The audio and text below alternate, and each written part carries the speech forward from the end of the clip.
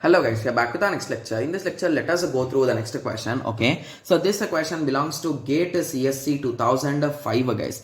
Okay, so the given question is normally user programs are prevented for handling IO directly by IO instructions in them.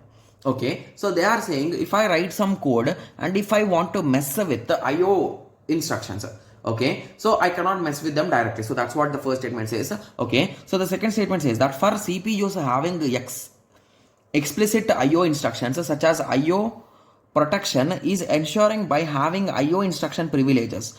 Okay, so in a CPU with memory mapped IO, there is no explicit IO instructions. So which one of the following is true with respect to memory mapped input output? Okay, so I think this question is a bit of different type of question. So they are clearly saying that normally a normal computer cannot work with, we cannot change or we cannot modify the IO instructions guys. So we cannot change them, we cannot change the formatting or anything, but if your system and if you are having some privileges, you can change them. Okay, and in memory mapped input output you can never change them. They are clearly saying that. Okay, yes, now they are asking which of the following statement is correct with respect to memory mapped IO. So if you recall, what is exactly memory mapped IO guys? So in memory mapped IO,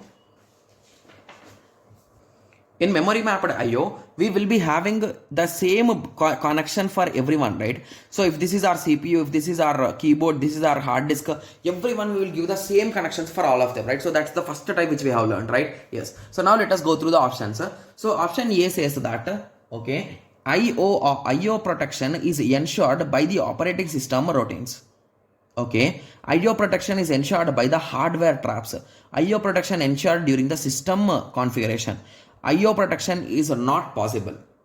Okay, so what did they say exactly guys? So we cannot do it explicitly, right? Yes, so we cannot do it manually, but somewhere it should be there, right? Because if it is not there, someone could change the working of those things and they could work in a wrong way, right? Yes, so that with that simple understanding, you can say that option D will be wrong, obviously, because without that it will not work in an efficient or in a proper way, right?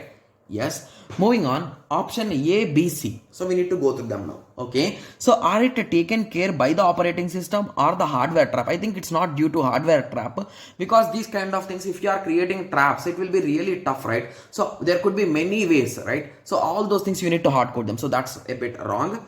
So the only option I think that, so those could be pre-designed by the operating system. So basically the operating system which you are using will control these things. Okay, so I think option A could be the most potential answer guys. Okay, yes. So the reason why I'm saying operating system is, so the main reason why you will not be able to access few things. So the reason is because operating system is not allowing you, right? Yes. So those kind of things will be working guys. Okay, yes. So I think option A could be the potential correct answer. Okay, yes. So I hope everyone got a clear idea about this. So in the next lecture, let us continue with the next question. Thank you. Thanks for watching. Like, share and subscribe for more awesome videos like this. Thank you.